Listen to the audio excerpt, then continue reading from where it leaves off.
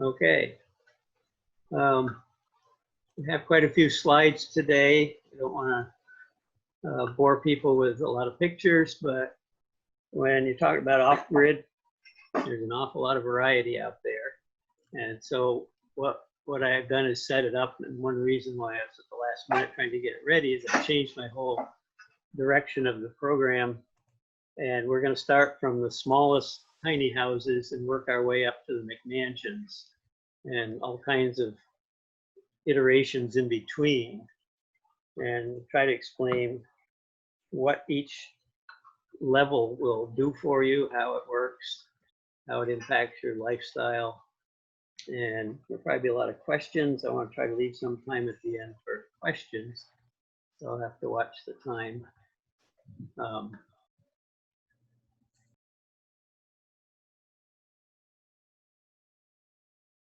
Okay, this little red cabin was an interesting one for me. It was one of the smallest off-grid jobs I had done. It's actually a little funky A-frame in the back that these people bought, and then they built this little plywood box on the front of it to make it better. And it was really kind of cute inside, but it's a second home for someone that didn't want to spend a lot of money on a second home. And they definitely hit their target. They wanted a small system for a few lights and charge their cell phone. That was their total requirements. So that was going to be pretty easy. Also, we want something that was maintenance free, or pretty much, which would mean that the batteries would have to be cared for in some way or another through the winter. So what we did is we put the panels vertically on the front, gives them very little power in the summertime, but still adequate for charging their cell phones, and perfect solar power in the middle of the winter when you need it most, just to keep the batteries warm. So that's where we start. Now I'm going to set up here.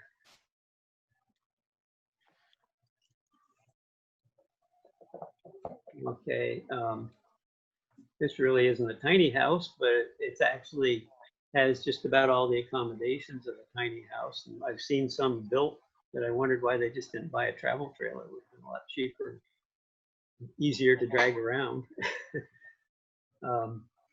It has a 12-volt DC system inside and AC if you plug it in somewhere. So I had the one portable panel. A lot of people do this now.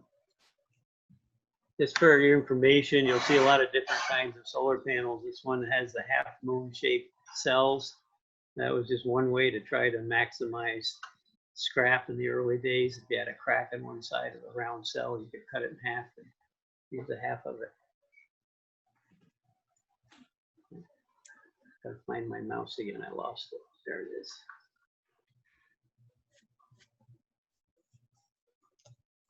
This next tiny house, they claimed it was a tiny house. It kind of looked like a trailer to me, but it actually was a flatbed trailer where they built what they called a tiny house on top of it. To me, it looked like they built a trailer on top of a trailer, but that was their choice. They wanted to have enough power to run an electric stove, and I said, that's kind of pushing it. So we set it up with enough power to be able to do it, but they'd have to use it very sparingly. They have almost 3,000 watts of solar on their little shed next to the building. And this rock formation in front of the picture was just one of the things they tried in some kind of a workshop. Those rocks are all stacked dry. They just arched there. I thought that made a good border for this slide.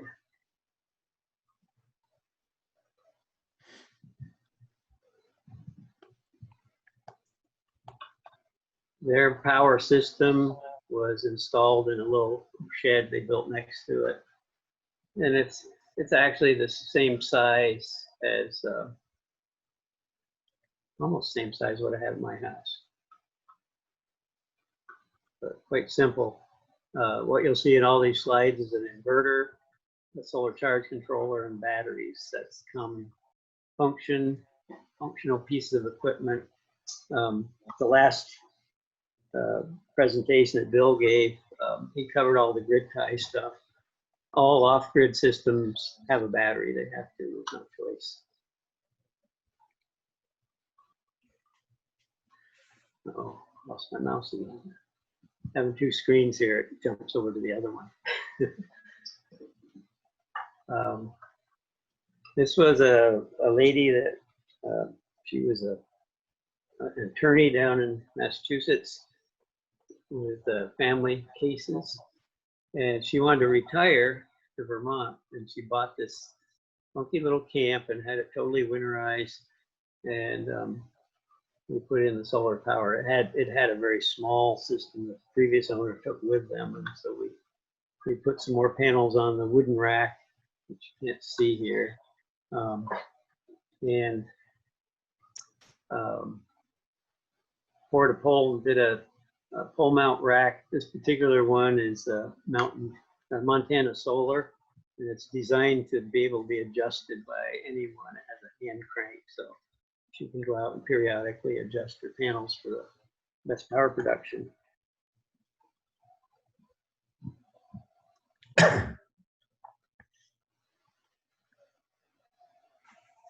I guess I should click on the next slide right before I'm ready for it. It takes a while for it to come up. These racks are designed for one-person installation. You can put all the panels on at ground level, pull it up with a chain hoist, lock it down, and you're done. This one has 6 300-watt panels. Most all of these systems that I do have an Outback inverter with a good basic workhorse for off-grid, 3,600 watts. Don't do most whatever you want done, but also that particular inverter is field repairable, so you don't have to throw it away when it breaks. You don't have to ship it across the country. You just call me and I come fix it. This is a hunting camp that was wired for power, but they were using a little generator, so we put in an Outback system. Very minimal solar, and they're planning on adding more in the future. A lot of the tiny houses of Vermont are actually hunting camps. This is a camp on a lake up in northern Vermont. There was very little sun exposure anywhere. The best spot was right on top of the roof of this little shed, but there wasn't enough room there, and we were concerned with a relatively flat roof shed that in the wintertime the snow would pile up on it and the system would shut down and the batteries could freeze. So what we did is we put a pole mount, mounted it really high, it climbs up on the roof to adjust it. It can be tilted vertically for winter, horizontal for summer.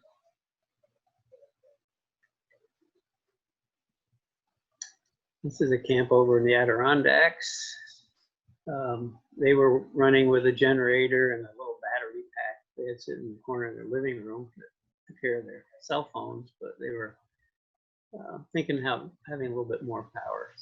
So we decided a roof mount was good there because the roof was steep and the snow should slide off pretty well in the winter.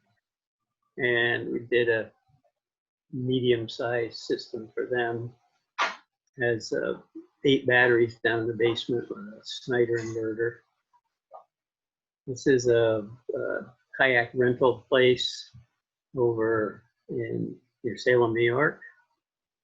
I didn't get the picture of the PV array, ran out of time and couldn't find it. It's one I did quite a while ago. But they had to run a cooler for cold drinks, another refrigerator, and a fan and a cash register in there. And it's off grid because it was going to be too expensive to pull the power in from the highway.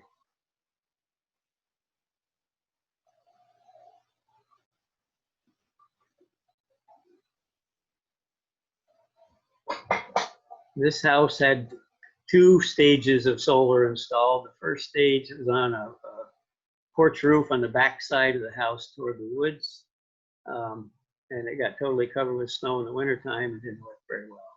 So we added a small pole mount rack in a better sun location just to fill in the winter and give it more in the summer as well.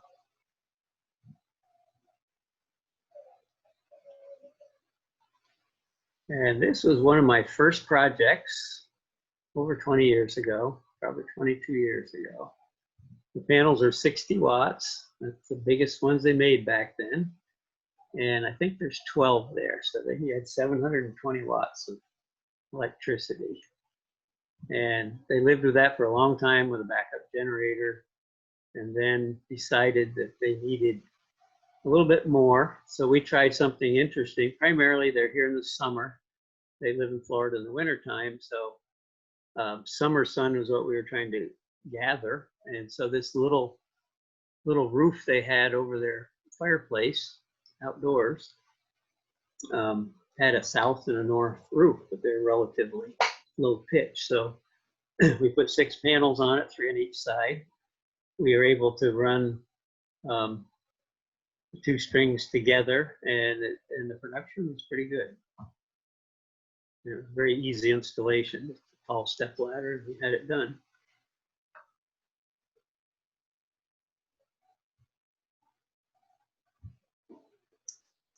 And then new construction happens occasionally. This is one that's in progress right now. Up on Wheelerville Road, just east of Rutland. And Wheelerville Road's kind of interesting because it's literally 15 minutes from downtown Rutland, but no one has power up there. It's all off grid. Power lines never went in, and nobody wanted to spend the money to get them there, and everybody likes living off grid, so it's still that way. This was his house 4 weeks ago, and we were trying to figure out how much space we needed for his solar, the inside installation, the power board. So he's measuring, and of course having his face mask on since there's a pandemic underway. And we figured out that wall's where it should go. And 4 weeks later,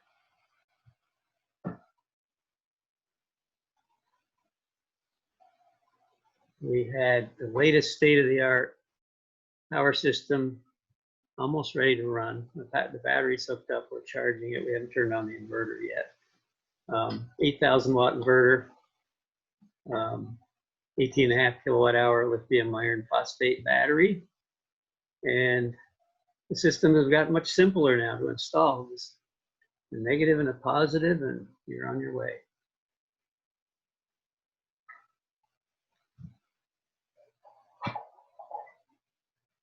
Occasionally we'll have some do-it-yourselfers that get in trouble. They call me. We got it done this far, now we don't know what to do. And so I got involved with this project when panels were all on the roof, which I was happy for because I'd rather not go up there. But he needed something to maintain it in the wintertime, so we built this rack on the edge of his deck with vertical panels. He's going to use it primarily in the summer, but he wants the batteries to be kept up during the wintertime. So we've got it all hooked up and working. Unfortunately, one of the panels, one of the strings on the roof isn't working, and we're not sure which one it is because he didn't label any of the wires. He was going to try to find it. So hope he has good luck.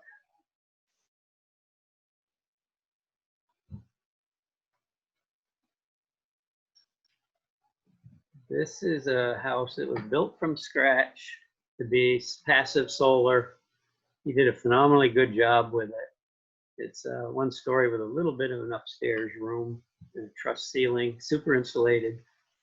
A good overhang on the south side for all these windows. And he wanted cross ventilation in the summer, but his west windows face the hot sun, so he built a porch out there, a screen porch. And in the wintertime, the sun makes it through that window because it's low. And in the summer, the porch totally blocks it, and it keeps itself pretty cool all by itself. And this one, we did the solar array in the roof, and then we went back and added some more later. It went back again, and he decided to hook up to the grid so he didn't have to run the generator. And I'm not sure if he was happy with that move or not after he spent about $30,000 to connect to the grid.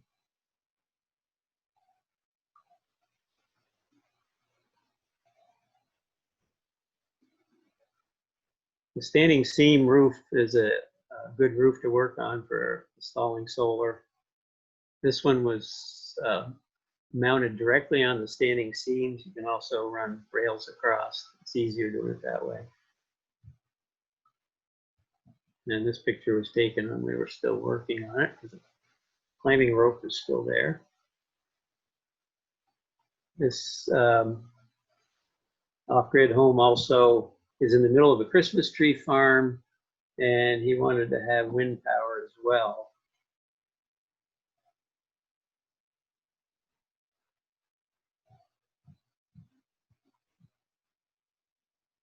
Guess I had the same picture twice there. So we put up a wind turbine in the field with guy wires. They said you can't cut down a tree. You have to fit everything around all those trees. So we had quite a matrix to work with to figure out where the wires would come down from the side anchors, where the tower was going to lay down and not hit a tree. We managed to pull it off. And the interesting thing was, at the other end of this field is a town road where he could have built his house and had commercial power there. But he didn't want everybody walking past his house to get to the Christmas trees. So he put his house in the back.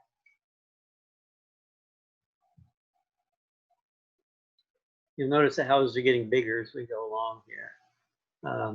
This home was built as a demonstration for the public. He has like an Airbnb, and people come stay there and see how his systems work. He started out with solar hot water on the roof, 2 pole mounts. I don't think I got pictures of those behind the house, and a Russian fireplace inside, a masonry fireplace to heat the house, as well as radiant floor from propane.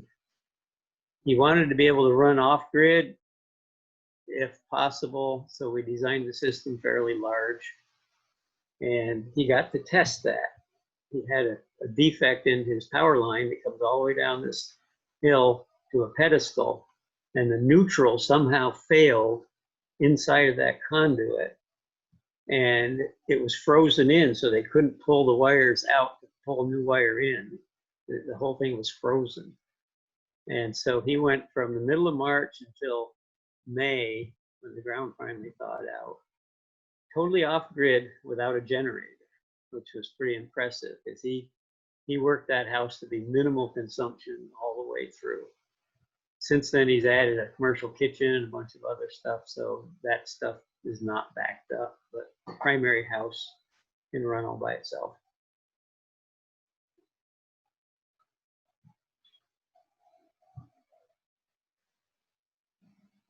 And we did add more power on his new barn that he built and some on his garage, so he's got quite a large. We actually have a grid tie system, AC coupled into the Outback double inverter system. We haven't really seen it work yet. I mean, it's been working. We haven't seen it operate in an outage because it hasn't had any.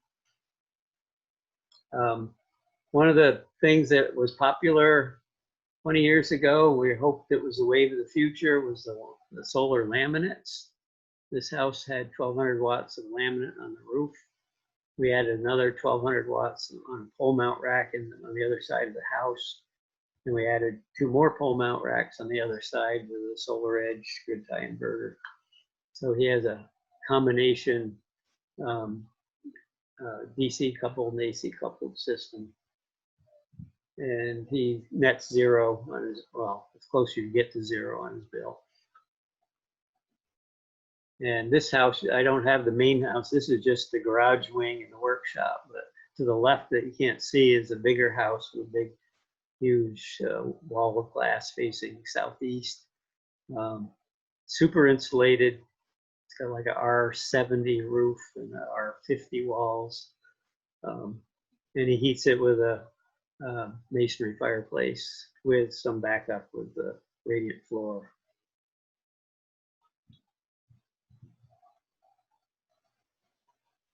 And this next one, if you happen to read Green Energy Times, you might have seen this house. This is Nancy Ray's house, the publisher of Green Energy Times. I finally got to see it for the first time 2 weeks ago. I read a lot about it in her paper, and it was even more impressive in real life than what it showed in the paper.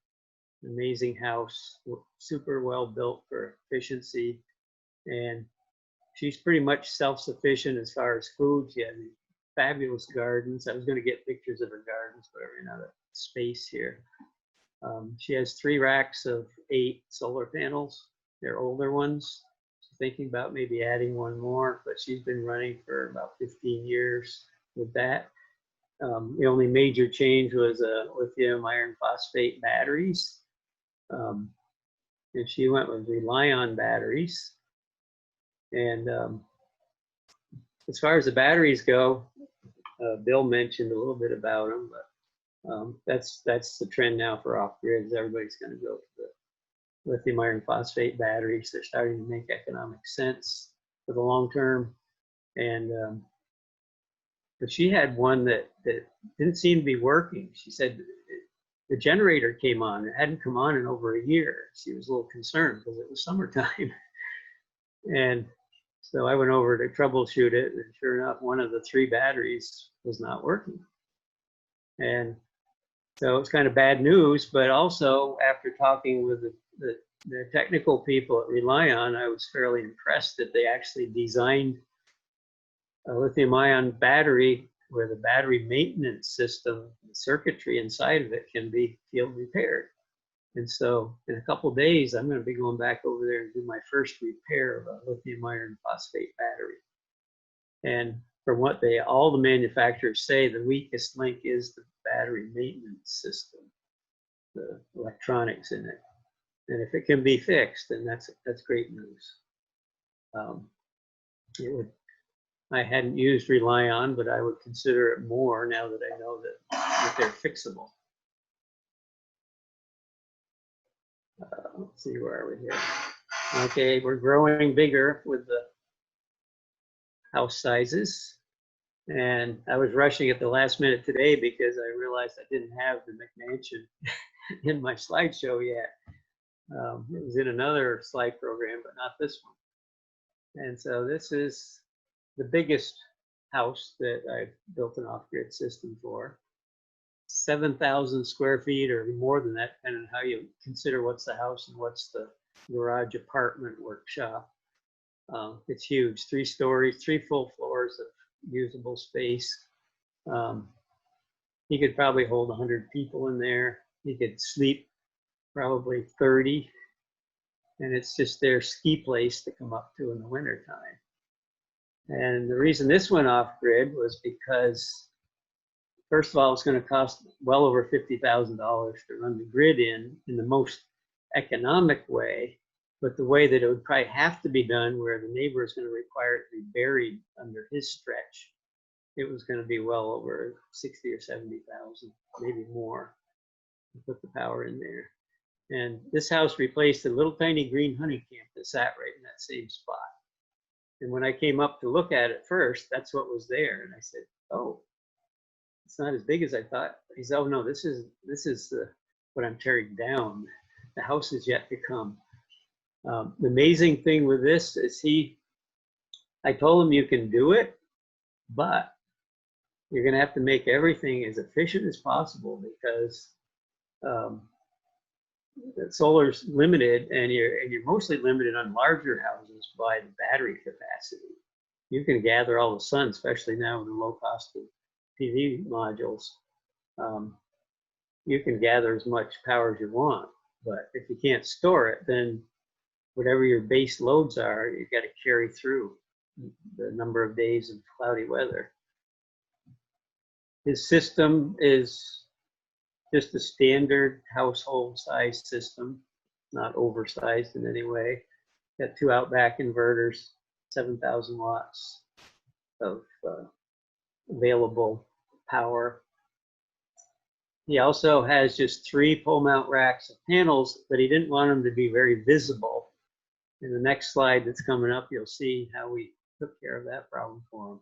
We did one retrofit since we built it. We added the 2 new charge controllers in place of 3 older ones that he had. These were able to handle higher voltage. We reconfigured his panels, and well, actually we replaced the panels.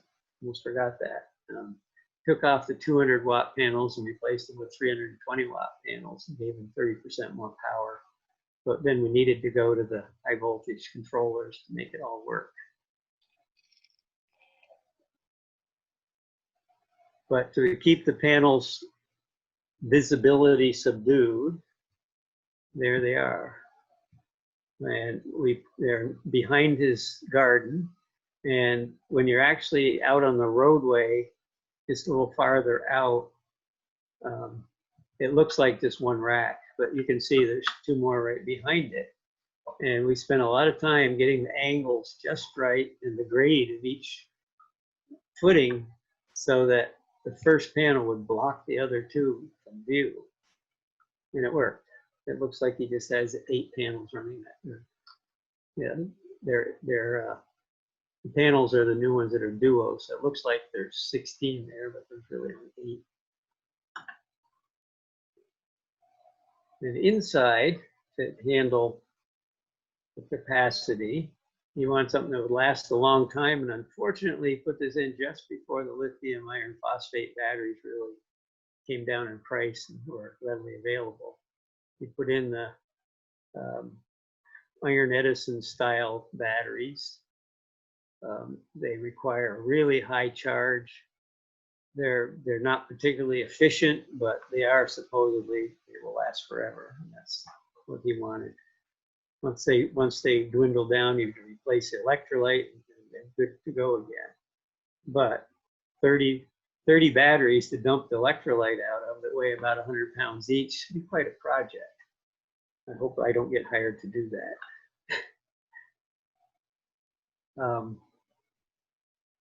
So this was the biggest house, but there are several more that we worked on that were down a little bit smaller.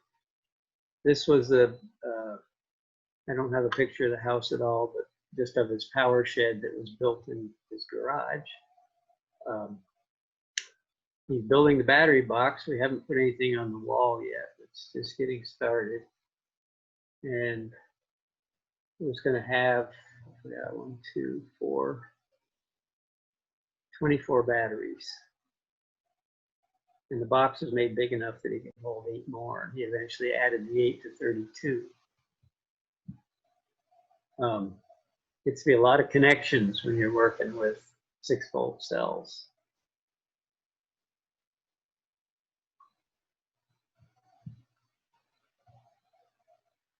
And so there it is. Here's what we ended up with, a 4,000 watt MagnaSine inverter. He was telling me his budget was really crimped and we had to go cheap as possible. So we went with a MagnaSine, which is a 120, 240 output AC inverter, 4,000 watts. We had 2 full mounted solar arrays with classic controllers because they would handle the higher voltage at the time. And a Berge wind turbine. But it never did work very well. He seemed to run out of power all the time. He seemed to have blackouts. The inverter, turns out the inverter wasn't big enough, but the battery bank was big enough, but the inverter wasn't.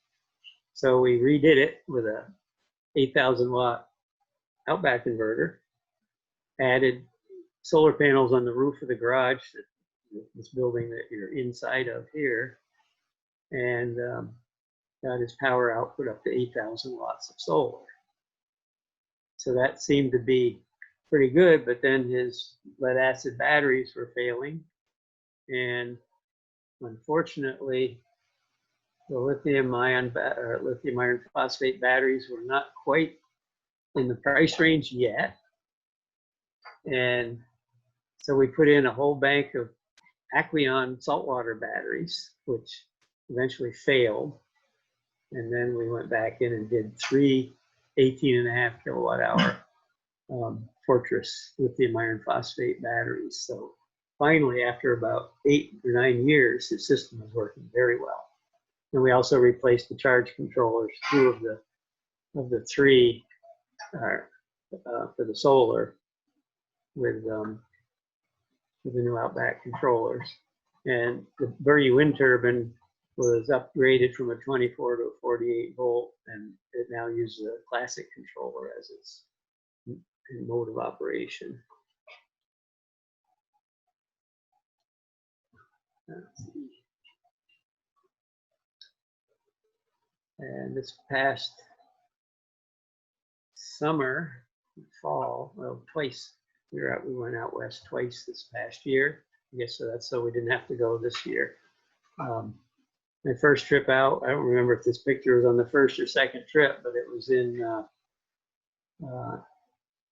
Glacier National Park, and the visitor center way up on top, I said, they can't, I don't think they would have run a power line all the way up here, which they didn't. They had an off-grid solar system and generator backup. And I kept looking around for the solar panels, and I finally found them down over the side of the hill when I was walking around the snowbank. I knew they were there somewhere.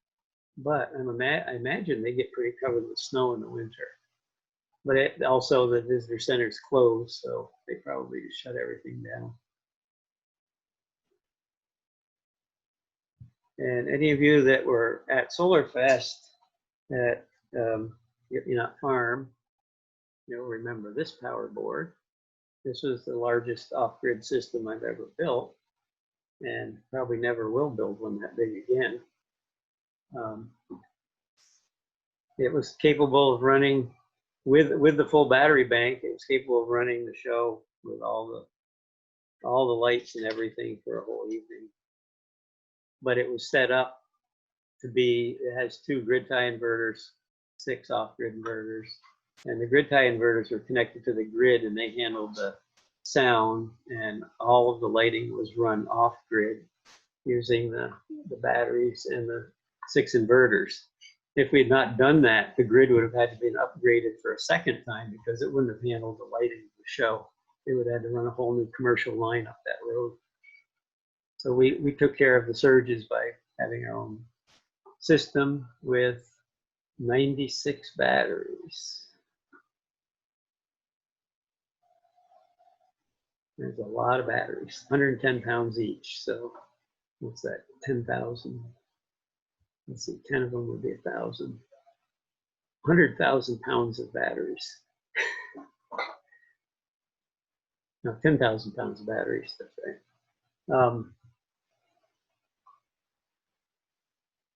And every year we use fewer and fewer batteries till we found the minimum. It would run on 36, but we wouldn't run very long. What did I do here? I hit a wrong button.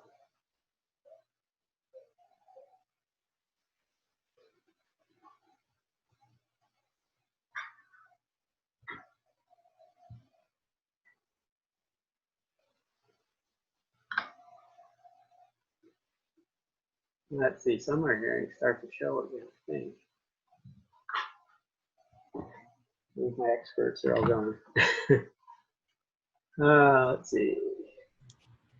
Hey, John, if you scroll down, I think you'll be able to find where you were. Okay. Oh, I see. Over here. I got a sensitive mouse. Now, how do I make it go back to showing it? These are all the slides. That school one right there. Yeah.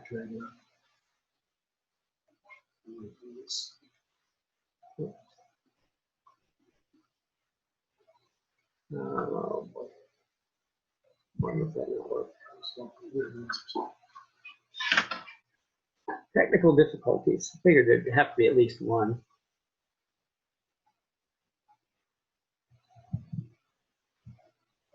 Well, we were there.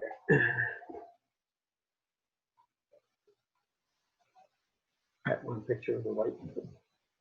Okay, I can go from here and go down to get it. Let me change slides again.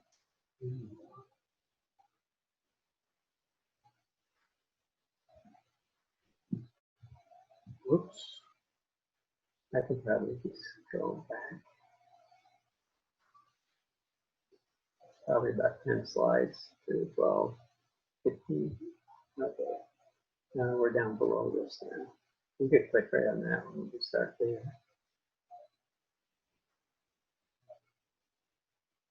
Okay. We're back to our big house here. And next.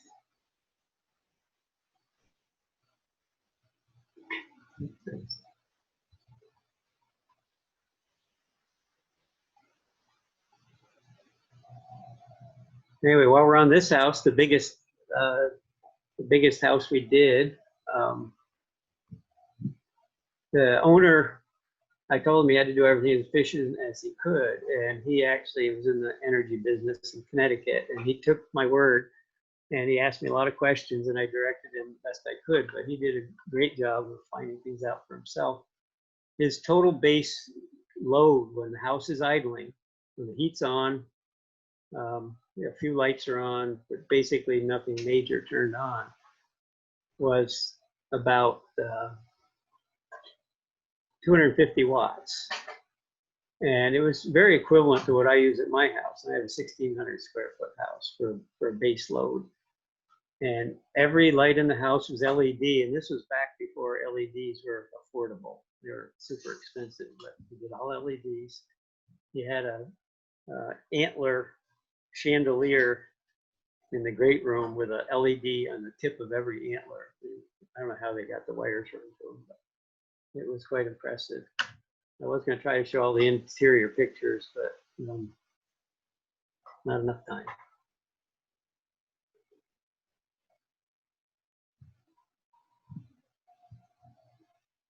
Okay, back to the guy that finally made it. Some of the earlier customers I had, one of them I said, "You're a real pioneer." And the lady said, "I don't want to be a pioneer. I just want it to work right the first time." So I shouldn't have mentioned, some people like to be a pioneer, but she didn't. And these guys were kind of pushing the envelope on big systems. Of course, now it's very common. Now in California, the movie stars have, 500 kilowatt generators, and 50 tons of batteries, and 25 inverters. No upper limit. You can just keep adding. One house out there I was fascinated with is they were worried about fire protection, so they built the house on top of a massive water reservoir underground, and they had pumps, and that would run on their solar power, and they could put out their own fire if it got to them. But I don't think many people have that. So here we are at going up through his upgrades. He ended up with Acreon batteries, then went to these guys. So he's finally set. Shouldn't have any more trouble. And okay, we're back to Glacier National Park.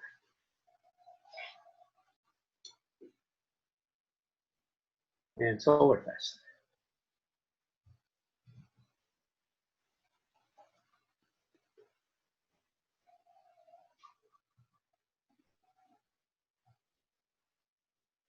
Okay, there we go.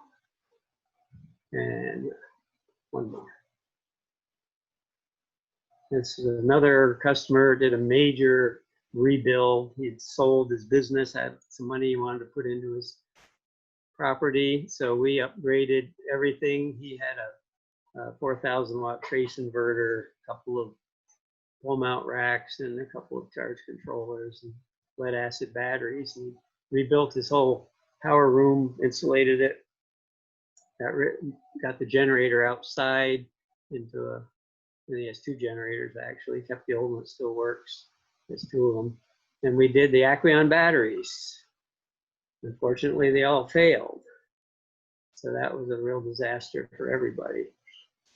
He's since replaced them with lithium iron phosphate batteries, but someone else did it, and I'm not sure what they put in there. But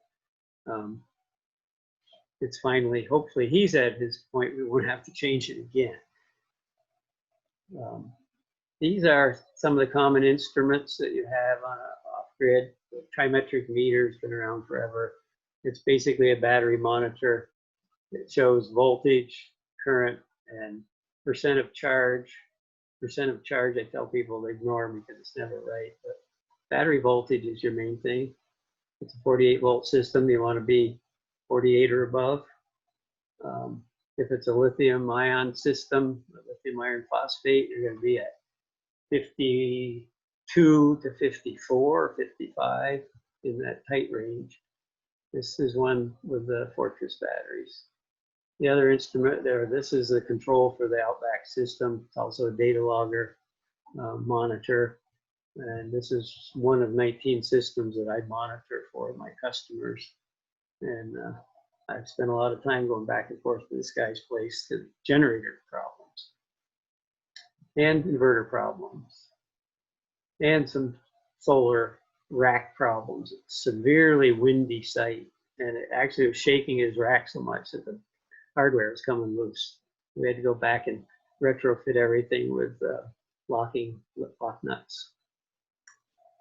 The original equipment from the supplier wasn't good enough for the hardware.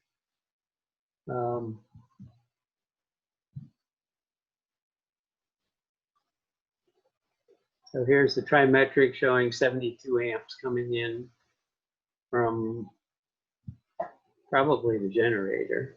It'll go up to 99 amps with those batteries. Just another picture of that. What you see on there is the top battery status. You got green light, you're good. If it's yellow, you might want to check it. These are only accurate if you have the latest firmware in it that recognize the lithium-ion batteries if you're using those.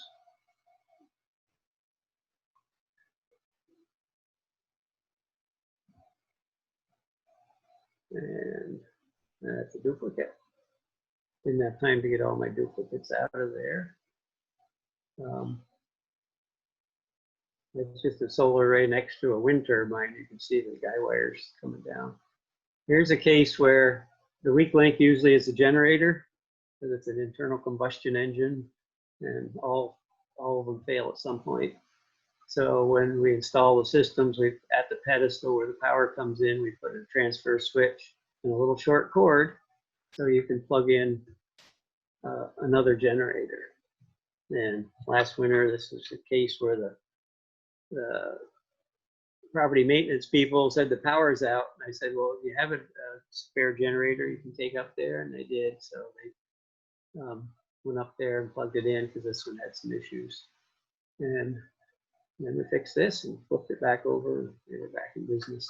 This house didn't have enough solar to really run when it was fully occupied. It's a second home, ski house kind of thing.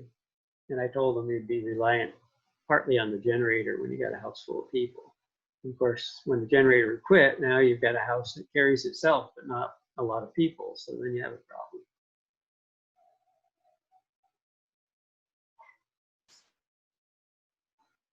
And this is was one of my stopping points for the slideshow. And I don't know where we're at for time. If we still have a little bit more, I'd keep a little bit for questions, but 11 minutes. Okay. This particular slide was a solar and wind combination. We had to go up and take the wind turbine down back in 2007 to do some repairs on it, put it back up. This next slide is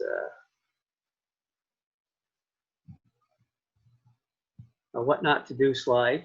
He's got 400 pounds of batteries on this little thin board, just waiting to fall down on the ones underneath it. But he'd been doing that for 20 years, so he thought it was fine. He was gonna make it.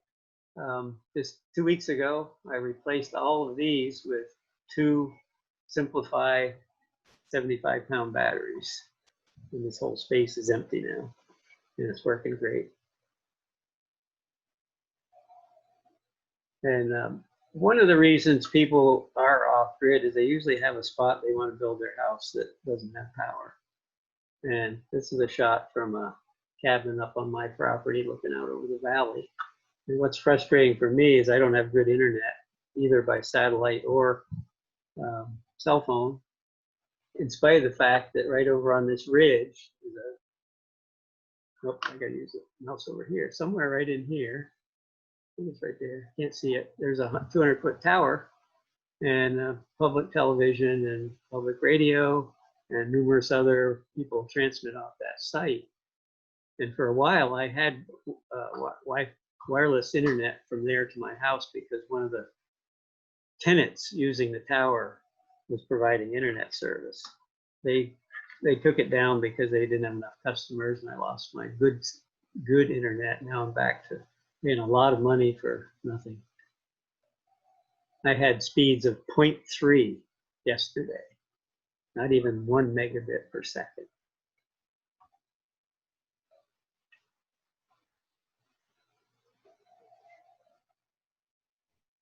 And I think the rest of these are just different types of racking. I'll go through pretty quick.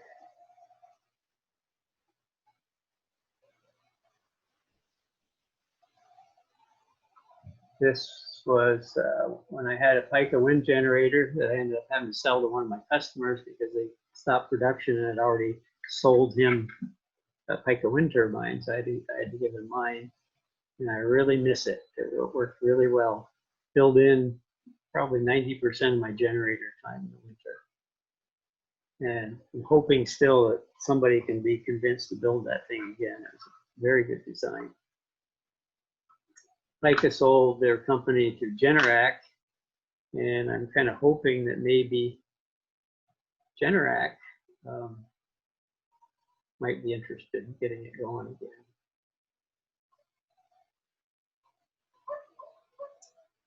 Basic schematic with wind and solar combination.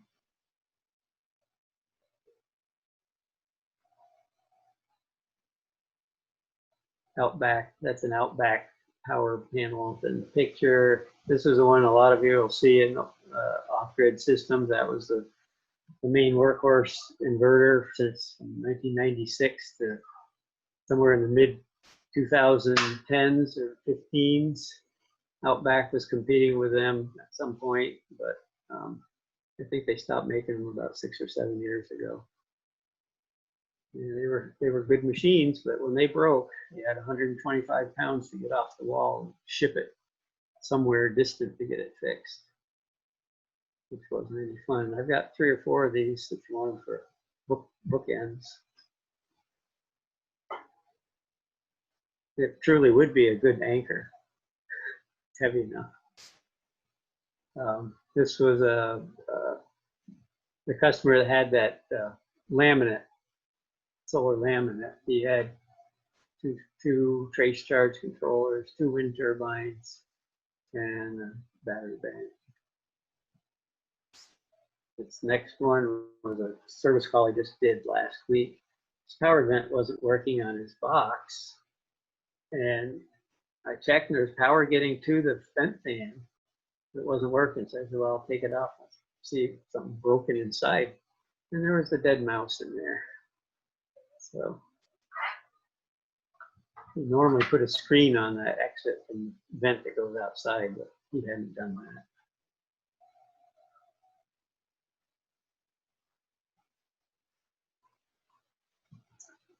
that. And this is Snyder's DC disconnect box. All of the off-grid systems will have an inverter, and then they'll have some kind of a switch gear set up with your AC and your DC breakers. And there's all different configurations. This one's similar to the Outback Radian, where the box is below the inverter itself. And I've only done a couple of these, but I kind of like it. It's very easy to install, as long as a Magnum inverter is strong enough for you.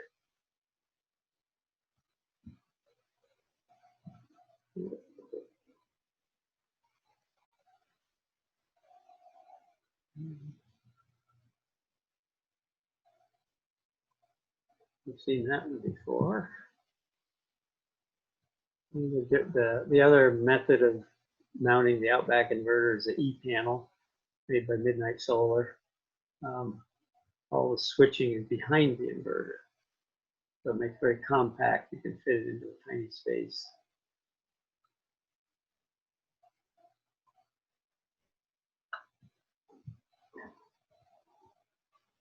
And this was the basic trace configuration.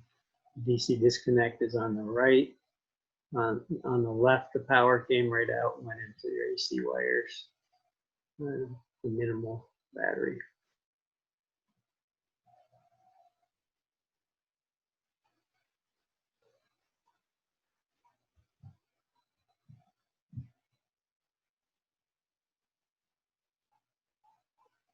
Went backwards.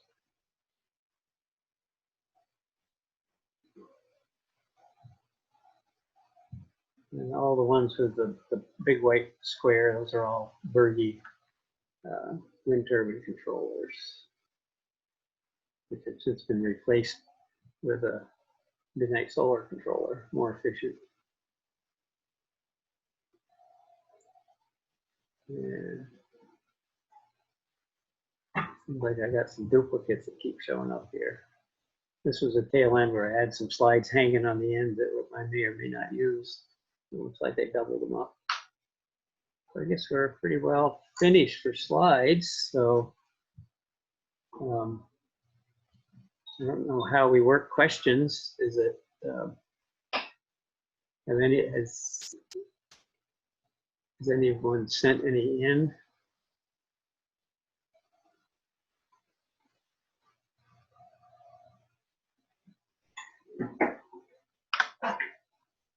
Where'd anyone else go?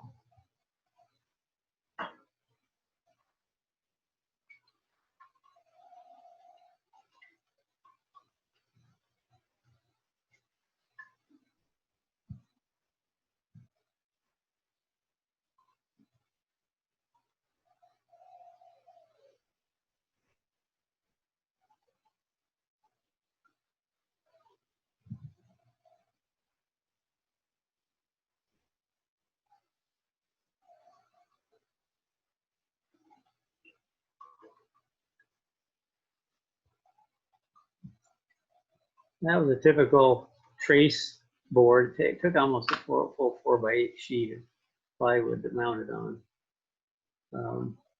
You have a few pictures of some wind. Wind is a good augmentation and off-grid if you have a good wind site, which in Vermont would be Champlain Valley, mountain ridges. The one that did the 3 times conversion upgrade with the 3 lithium iron phosphate batteries has a Berge wind turbine there. And even with that big system, he says it's noticeable how it helps. And this was my place. I had a home built one, 1980, Berge 1500. It didn't do a whole lot. I wasn't very impressed with it. 1990. And I replaced it with a Pika in 2016, and now I've got a wind tower laying on the ground waiting for something. Question. What are the best places for off-grid homes in Vermont? Oh, best places for off-grid homes. Usually the first thing is if you need an off-grid home or you want to have one, if you're going to build one, you got to find some land. And what you'll find in Vermont is every road that used to go through and no longer is, it's a class 4 over the top of the ridge. I would say the majority of my off-grid customers have bought land in that no man's land at past the end of the power line, where it comes up from both sides and doesn't go over the top. And so the land is cheap because it didn't have power. And that first one I showed with a little red cabin, that was on a class 4 road. We went past the last house, the last pole, drove another mile or so, and there was his little camp and a few other camps up in that area with or without power. How many batteries do you need for a 2,000 square foot house with only 2 people living there? Number of batteries would depend on what kind of battery it is. If you're using a lead acid like an L16, they my rule of thumb is that they store roughly 1 kilowatt hour each. And if you're very efficient off grid, you can live on 6 or 7 kilowatt hours a day. But typically I use about 20, because every time I have a good sunny day, my average is probably 15, and I can live on 10 or less, but choose not to. My wife turns off the lights and I turn them back on again. I said, if I have solar power, I want to enjoy it.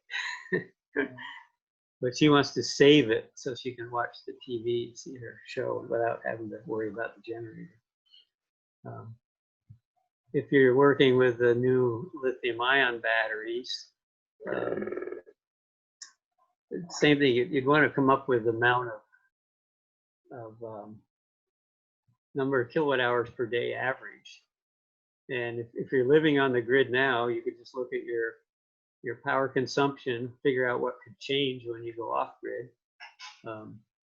If you're living on grid and using 200 kilowatt hours a month, you probably do great off grid, because you're very efficient at use of power. And it depends on all the appliances.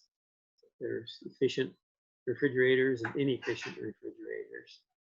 And if you're cooking with electricity or you're running electric clothes dryer, that'll kick your consumption way up. And basically those two items aren't recommended for off grid. I had one customer that did it. He had two 2,000 pound, I think they were 3,000 pound batteries hoisted in with a crane. He had a 50 kilowatt diesel generator to back it up and 4 inverters, so he could run his electric stove, which didn't make a whole lot of sense, but he didn't want to use propane. How many extra batteries do you need for an air conditioner? Air conditioner, we've got a couple customers using them now.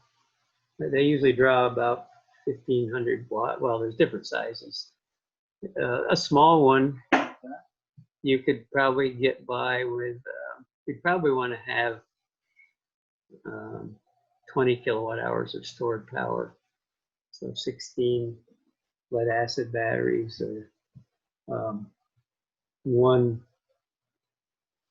Fortress 18.5, or if you like the Simplifies are 3.8 kilowatt hours each. You probably need 3 of those, maybe 3 or 4 or 5. I do have one customer who has 2, and she does run the air conditioner briefly, a little short burst for an hour or so. Okay. We're looking for you to wrap up. Okay. Final statement, suggestions, whatever. I guess, yeah, if anybody has any questions about off-grid, my wife doesn't like it, but I take phone calls or texts or emails anytime. This is kind of my passion. This is what I do. And our little sheep farm is her passion, and we work together to make it a nice off-grid setup. So definitely come to SolarFest next year, and also the music coming up. Do we have 3 musics tonight? Okay. I've listened to one of them. I've listened to I've listened to 2 of them so far. So I'll be joining you with the festivities, even though we're not together. But Keep everyone your email if you want. yeah, my email is john.blittersdorf. That was one of the slides that's down at the bottom, never got there. john.blittersdorf@gmail.com. And if it's too long to try to get it down, I still get emails on cvsolar@aol.com. That's been going since the olden days. So thanks for listening, and maybe catch you live at SolarFest next year, or the Midwest Fair next summer.